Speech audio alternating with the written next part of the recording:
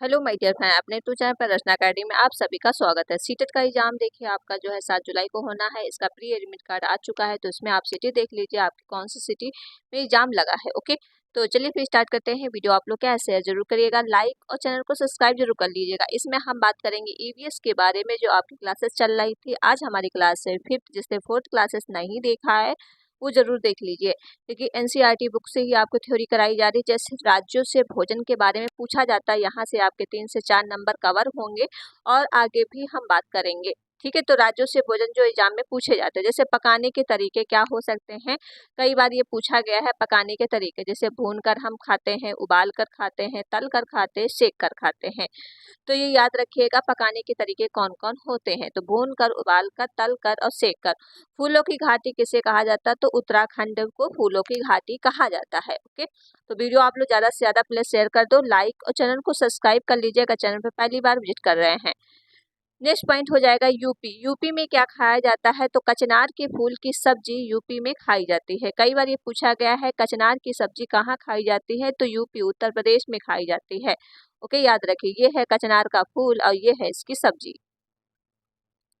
Next point हम बात करते हैं। अब ये पूछ लिया जाता है महाराष्ट्र में किसके पकौड़े खाए जाते हैं। सहजन के पकौड़े फूल की खाए जाते हैं। ठीक, ये आपका सहजन का फूल है, इसी से पकौड़े बनते हैं। कहाँ खाए जाते हैं, महाराष्ट्र में खाए जाते हैं। इंपॉर्टेंट पॉइंट है, याद रखिएगा। नेक्स्ट पॉइंट हम बात कर लेते हैं। नेक्स्ट पॉइंट हो जाएगा, कुछ इंपॉर्टेंट पॉइंट है जो नोट करके याद रखेगा।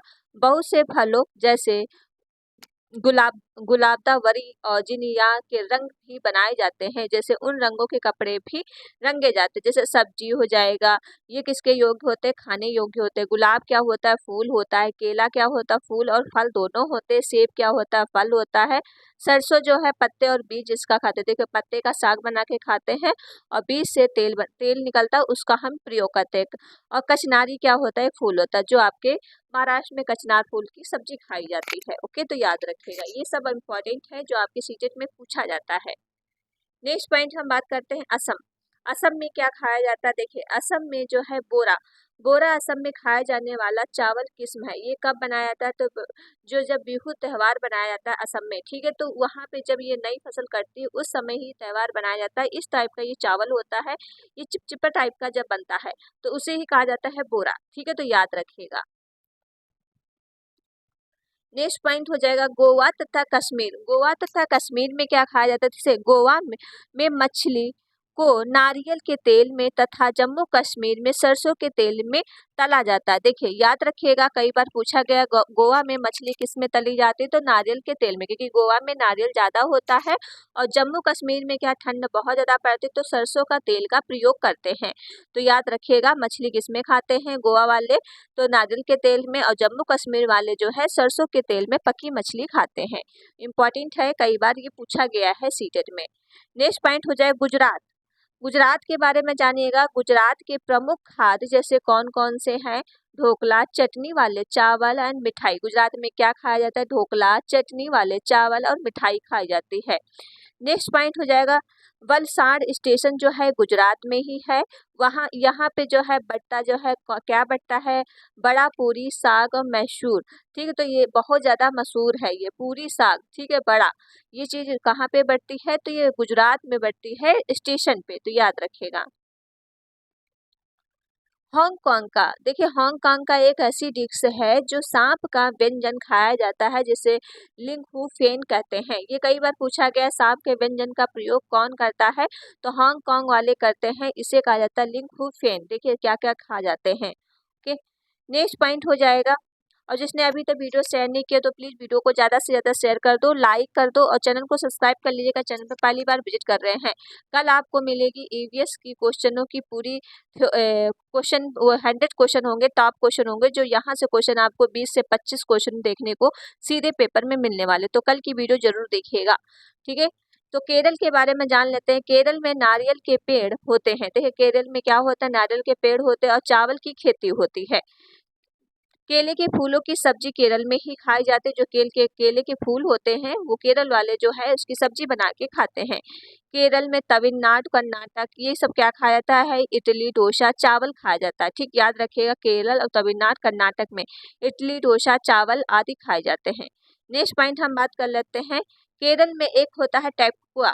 टैपुआ कैसा होता है अभी हम आपको आगे दिखाएंगे। उसका जो टैपुआ एक शकरकंद जैसा होता है, शकरकंदी आपने देखा होगा, उसी के जैसा होता है। जैसे केरल में टैपुआ जमीन के नीचे उगाया जाता है। यह एक प्रकार का फल है जिसे केरल के लोग उबाल कर खाते हैं। टैपुआ को कछुआ या कप्पा भी कहा जाता है, याद रखिएगा।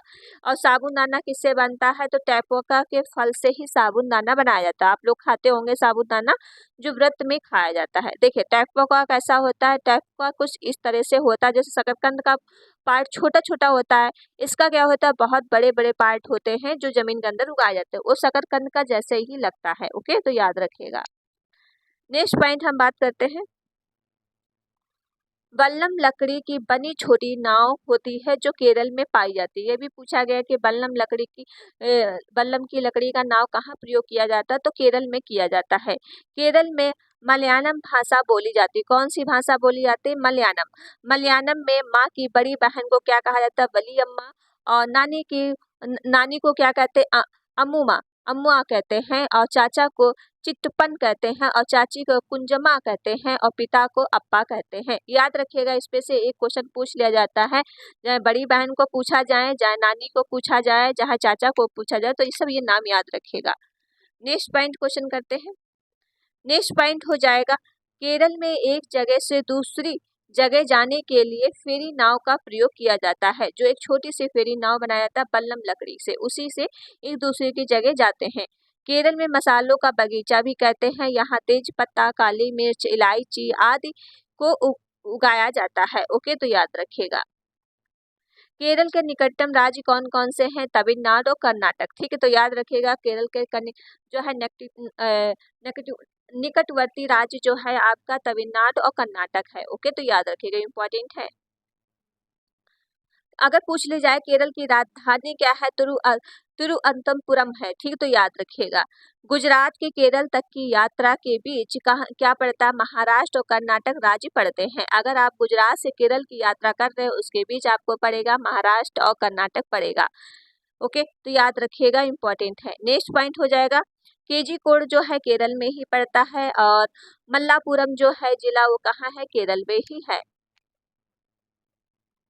नेक्स्ट पॉइंट हो जाएगा, गोवा से केरल तक रेल के रास्ते कितने पड़ते हैं? तो 92 सुरंग पड़ते हैं और 2000 पुल पड़ते हैं। कई बार पूछा गया है कि गोवा से केरल तक जाने के लिए कितने रास्ते, सुरंग और कितने पुल पड़ते हैं? तो 92 सुरंग पड़ते हैं, 2000 पुल पड़ते हैं। तमिलनाडु भारत के दक्षिणी में स्थित है। इसके पड़ोसी राज्य जो है केरल, कर्नाटक, आंध्र प्रदेश है। याद रखिएगा, तमिलनाडु के दक्षिण में पड़ता है। इसके पड़ोसी राज्य कौन कौन से हैं? केरल, कर्नाटक, आंध्र प्रदेश है। ओके, इम्पॉर्टेंट है।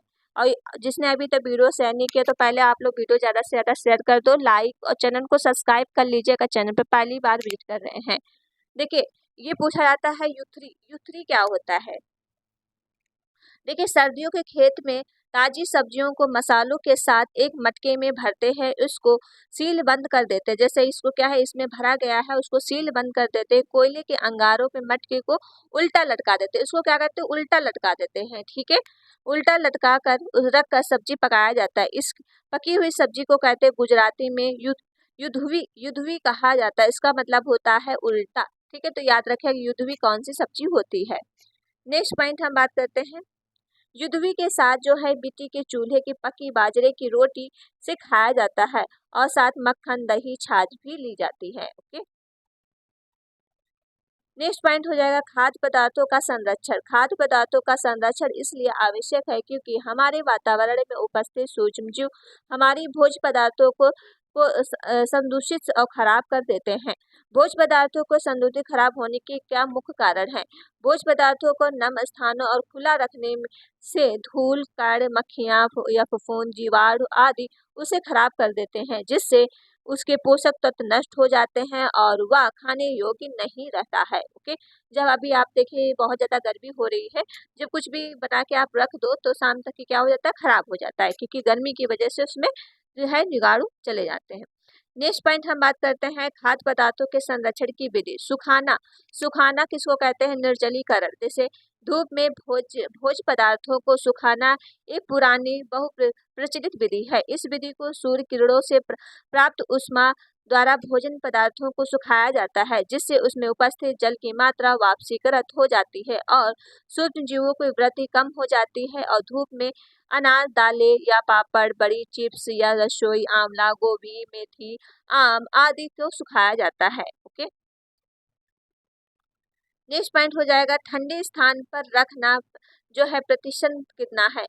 गुथे हुए आटे, हरी सब्जियां एवं फलों को गीले कपड़े से ढक कर कुछ समय के लिए सुरक्षित रख सकते हैं। दूध, दही, पकी हुई सब्जी आदि भोज्य पदार्थों को किसी भी बर्तन में रखकर उन्हें ठंडे पानी में रखकर भी सुरक्षित किया जा सकता है। आजकल घरों में भोज्य पदार्थों को संरक्षित करने के लिए फ्रिज, रेफ्रिजरेटर का प्रयोग किया जाता है। अधिक मात्रा में फल एवं सब्जियों को सुरक्षित रखने के लिए प्रतिशीतन गृह या कोल्ड स्टोरेज का भी प्रयोग किया जाता है, जिसे निम्न तापमान क्या है, निष्कर्षी हो जाता है। जैसे आप देखा होगा कि दूध को अगर ठंडे पानी में रख दो या फ्रिज में रख दो तो दूध काफी लंबे टाइम तक क्या है, सुरक्षित रहता है, दही सुरक्षित रहता है। इससे जो जो जीवाणु होते हैं निष्कर्षी हो जाते हैं। ओके, ठंडी जगह पे रखने पे। उबालना क्या होता है? उबालने की प्रक्रिया को अधिक तापमान के कारण हानिकारक जो जीवाणु नष्ट हो जाते हैं, इसलिए घरों में दूध का उपयोग के पूर्व उबाला जाता है। पीने के पानी को भी जीवाणु रहित करने के लिए क्या है, उबाल कर रखा जाता है। ओके, नेक्स्ट पॉइंट हम बात करते हैं रासायनिक। नेक्स्ट पॉइंट हो जाएगा रासायनिक एवं अन्य पदार्थों का प्रयोग। जैसे कुछ रासायनिक पदार्थ भी सूक्ष्म जीवों से उत्पन्न होने से रोकते हैं, जैसे सोडियम बेंजोइक या सिरका आदि के अतिरिक्त नमक, चीनी, तेल का उपयोग भी भोज्य पदार्थों में संरक्षण में किया जाता है। जैसे आम, सेब, अंगूर, अमरूद, आंवला आदि संरक्षित रखने के लिए इन्हें चीनी की गड़ी चाशनी में पकाते हैं और मीठा, अचार, मुरब्बा, चटनी आदि के रूप में संरक्षित करते हैं। कच्चे आम के केरला, जैसे कच्चे आम होते हैं और केरला मिर्च होते हैं, अचार बनाते हैं और तेल नमक डाल कर उसको संरक्षित रख लेते हैं। जैसा देखा होगा कि अचार को बनाते हैं तो उसमें आम काट लेते हैं, फिर उसको अच्छी तरह से सुखा लिया जाता है, फिर उसमें जो भी जैसे नमक ये सब डाल को क्या है, काफी लंबे देर तक उसको रख सकते हो। ठीक है, नेक्स्ट पॉइंट हो जाएगा, जैसे नोट करके याद रखिएगा, भोज्य पदार्थों को संरक्षण रासायनिक पदार्थ का उपयोग उपयुक्त मात्रा में ही करना चाहिए। अधिक मात्रा में इनका उपयोग स्वास्थ्य के लिए हानिकारक होता है। गर्म करके तुरंत ठंडा करना, उससे क्या जाता है प्रसुषीकरण। जैसे आपका ये ठंडा करते हो क्या, तो दूध को, मिल्क को क्या है, ठंडा किया जाता है। जैसे हम जानते हैं इसमें देखिए प्रसुषीकरण की प्रक्रिया को सर्वप्रथम दूध को 70 डिग्री तापमान पर 15 से 30 सेकंड तक गर्म किया जाता है, फिर तुरंत 0 डिग्री ठंडा पर कर दिया जाता है। दूध के उपस्थित हानिकारक जीवाणु नष्ट हो जाते हैं। इस प्रकार में दूध को साफ बोतलों में पैकेट या बंद करके दूध को डेयरी को बेच दिया जाता है। नोट करके वर्तमान समय में उपलब्ध भोज्य पदार्थों को भविष्य है सुरक्षित रखने के लिए किए जाने वाले उपायों को भोज्य पदार्थों को संरक्षण कहा जाता है। ओके, जैसे आप पैकेट वाला दूध पीते हैं उसको इस तरह से बनाया जाता है। नेक्स्ट पॉइंट हो जाएगा संरक्षण का महत्व। खाद्य सामग्री को घुन या फफूंद अन्य कीटाणुओं को संरक्षित करना आवश्यक से अधिक पैदा होने वाले फल, सब्जी, अनाज सुरक्षित रखना। अनाज, फल और सब्जी को दूर स्थानों पर रखने के लिए देखिए, जब संरक्षण से दूर रख रहे होगे तो क्या रखोगे भाई, अनाज, फलों और सब्जियों को दूर स्थानों से ही तो रखोगे, ये थोड़ी ना गंदगी जगह पे रख दोगे। पके हुए भोज्य पदार्थों को संरक्षित रखकर दोबारा उसका प्रयोग भी करना। जैसे कौन कौन से आप प्रयोग कर सकते हैं, खाने की चीजों को जल्दी खराब होने से बचाने के लिए घरेलू उपाय। कई बार पूछता है, इसको मिलाने के लिए भी दे देता है। जैसे चीजें और घरेलू, दूध को आप किस तरह से रख सकते हो, उबाल कर रख सकते हो। हरा धनिया किस तरह से रख सकते हो, गीले कपड़े में लपेट कर रख सकते हो। पके हुए चावल को क्या एक कटोरे में डालकर पानी के बर्तन में रख सकते हो, ठीक है, या खुले में आप रख दीजिए। प्याज और लहसुन को क्या रखते हैं, खुले में रखते हैं और नमी से बचा कर रखते हैं। ठीक है, तो इस तरह से आप घरेलू उपाय कर सकते हैं। ये सीरियल में कई बार पूछा गया है। मिड डे मील बात कर लेते हैं। मिड डे मील भोजन जो आपका मिलता है, मध्याह्न भोजन स्कीम देश में चली जो है 24/8 ब्लॉकों में केंद्रीय 2408, ठीक है, प्रतियोगिता स्कीम के रूप में 15 अगस्त 1995 आरंभ की गई थी। कई बार पूछा गया है कब आरंभ की गई थी, तो 15 अगस्त 1995 को इसको आरंभ किया गया था। नेक्स्ट पॉइंट हो जाएगा वर्ष 1997-98 तक यह कार्यक्रम देश के के सभी ब्लॉकों को आरंभ कर दिया गया। वर्ष 2003 में इसका विस्तार शिक्षा गारंटी केंद्रों और वैकल्पिक नवाचारी शिक्षा केंद्रों में पढ़ने के वाले बच्चों तक कर दिया गया था। ठीक है, जैसे ये है आपका मध्याह्न भोजन। अभी यहाँ पे दादी माँ क्या कर रही है, इस पे तो नुस्खे, जो घरेलू नुस्खे होते हैं उन पे जानिए।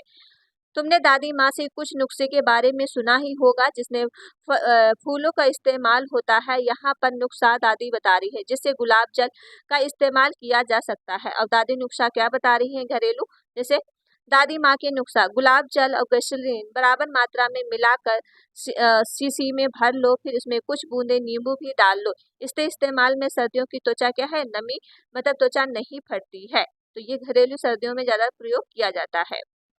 नेक्स्ट पॉइंट है, क्या तुमने कभी भी इत्र और शीशी घुलने का, उसकी खुशबू की मजा लिया है। ठीक, जो आपका इत्र होता है ये आपका कहाँ फेमस ज्यादा होता है, कन्नौज में फेमस होता है। क्या तुम जानते हो इत्र की एक छोटी सी शीशी में भी बहुत सारे फूलों का बनाती है। उत्तर प्रदेश में कन्नौज जिला में इत्र के लिए मशहूर है। यहाँ पर पास इलाकों में ट्रकों से भर भर के फूल लाए जाते हैं, फिर इनसे इत्र या गुलाब जल केवड़ा तैयार किया जाता है। कन्नौज में इस काम को हजारों लोगों लगे हुए हैं। सोचिए जरा कि इत्र कितना फेमस है कन्नौज के लिए। नेक्स्ट पॉइंट हम बात कर लेते हैं, जो मच्छरों के बारे में पूछा जाता है। मच्छरों से होने वाले रोग कौन कौन से पूछे जाते हैं। मच्छरों से मलेरिया फैलता है, डेंगू चिकनगुनिया रोग फैलते हैं। 3 रोग फैलते हैं, यही पूछा गया है, मलेरिया, डेंगू, चिकनगुनिया। मच्छर हमारे शरीर को गंदा, खासकर पैरों की तलवे की ओर हमारे शरीर को गर्मी से ढूंढ लेते हैं। देखिए, तलवे में अधिकतर बहुत ज्यादा पसीना निकलता रहता है, और उसी से क्या है, बदबू या गर्मी के शरीर से जो जो गंध निकलती है, उसी से मच्छर आपको ढूंढ लेता है। ठीक है, अभी मच्छर आपको हम दिखाते हैं। मच्छर जो है पानी में अंडे देते हैं, जो किसमें, साफ पानी में अंडे देते हैं। जैसे मक्खी में डायरिया, हैजा आदि बीमारी फैलाती है, और मक्खियां अपने पैरों की बीमारी से कीटाणु लाती हैं। जब एक बिना ढके हुए खाने पे बैठती हैं तो उसे दूषित कर देती हैं, और खाने खराब की हम बीमार भी पड़ जाते हैं। ओके, ये है आपका मच्छर। देखिए कितना खून पी लेता है। ठीक, आपका तो वही है मच्छर, आपने नहीं देखा तो देख लो।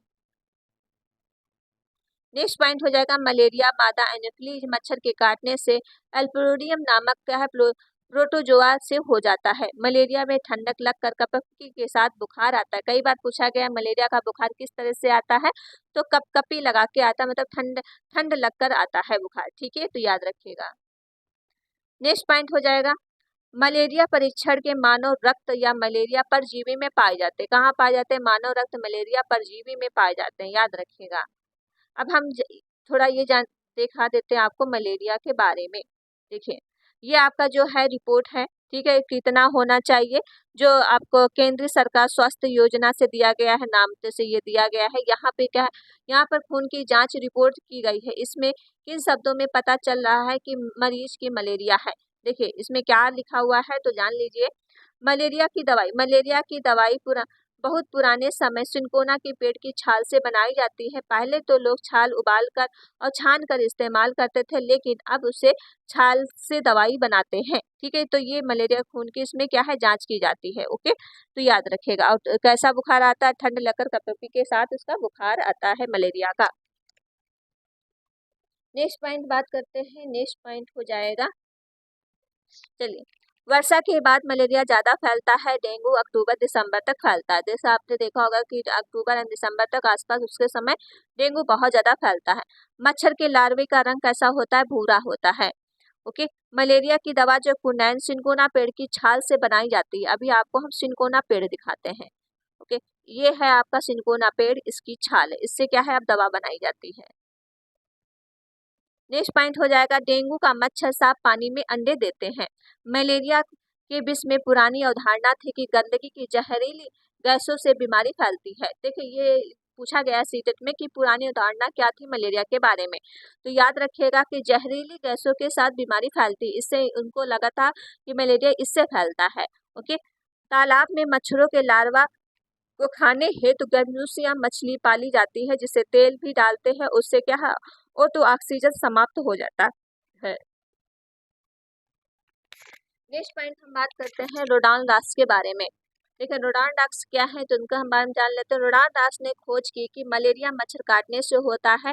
इसका पता उन्होंने सिकंदराबाद अस्पताल में लगाया था, जो उन्हें नोबेल पुरस्कार दिया गया है। 1902 में उन्हें नोबेल पुरस्कार दिया गया था। और उनकी जो अगर पूछ लें रोडानडाक्स की मृत्यु कब हुई थी तो 1904 में इनकी क्या है मृत्यु भी हो गई थी। नेक्स्ट पॉइंट हो जाएगा, सॉरी 1904 है, 1905 में नहीं हुआ था, 1904 में हुआ था। इनके मच्छरों का रंग जो भूरा और पंख छिट्टीदार थे और उनके पेट में जीवाणु रहते हैं। 1904 में इनकी क्या है मृत्यु हुई थी। नेक्स्ट पॉइंट हो जाएगा, मच्छरों से बचने के लिए उपाय क्या है। रुके हुए पानी या इकट्ठा हुए पानी को मलेरिया के मच्छर पैदा होते हैं, इसलिए मच्छरों को प्रजनन को रोकने के लिए पानी के तेल में डालकर उचित रहता है। इससे पानी को पुष्ट और तनाव कम हो जाता है और ऑक्सीजन की आपूर्ति रुक जाती है, जिससे मच्छर का लार्वा क्या है मर जाता है।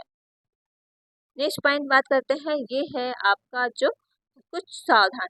क्या आप मच्छरों को दावत दे रहे हैं। देखिए किस तरह से आप दावत दे रहे हैं। सावधान, मलेरिया डेंगू चिकनगुनिया हो सकता है। आसपास की पानी जमा ना होने दे और गड्ढों को भर दे। ओके, जो जैसे गड्ढे खाली पड़े रहते हैं उसमें बारिश का पानी जम जाता है, तो उस समय जो है या फिर तेल डाल दीजिए या फिर क्या है गड्ढे आप ढक दीजिए।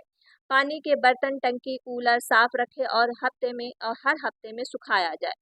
बर्तन तालाबों में मछलियाँ जो तालाब होते हैं उसमें मछलियाँ छोड़े और ताकि मच्छर के लार्वे को खा ले। मच्छरदानी और इस्तेमाल करें। जमे हुए पानी में क्या है तेल छिड़के। ठीक है, तो याद रखिएगा। नेक्स्ट पॉइंट की बात करते हैं, एनीमिया। एनीमिया क्या है तो जानते हैं। एनीमिया जो किससे होता है, एक सेकेंड चलिए।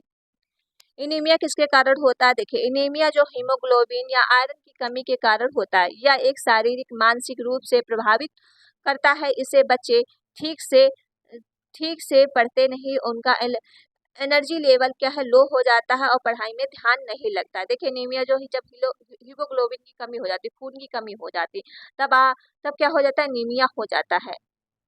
जैसे एनीमिया के कारण क्या होते हैं, रक्त हीमोग्लोबिन की कमी या एनीमिया होता है। जैसे महिलाओं में हीमोग्लोबिन का समान मात्रा कितना होता है, 12 से 16 ग्राम प्रति डेसी लीटर हो सकता है। ठीक, महिलाओं में इतना होना चाहिए।